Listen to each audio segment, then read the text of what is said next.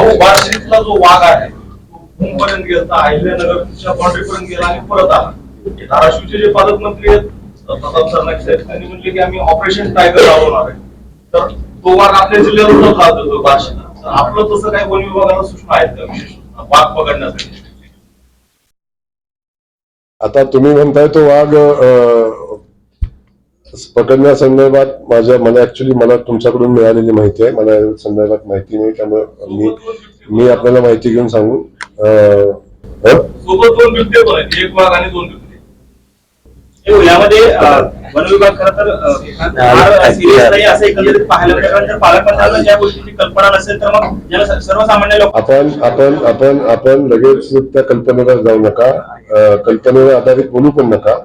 आपल्याला मी एवढंच सांगेन की जी माहिती आपल्याला आहे त्या माहिती संदर्भात मी बोललो. मी माहिती आता जो चर्चेत विषय आलेला आहे आणि चर्चेत आलेल्या विषयासंदर्भात मी अधिकाऱ्यांशी चर्चा करतो आणि मग आपल्याला अपेक्षित उत्तर मी देतो.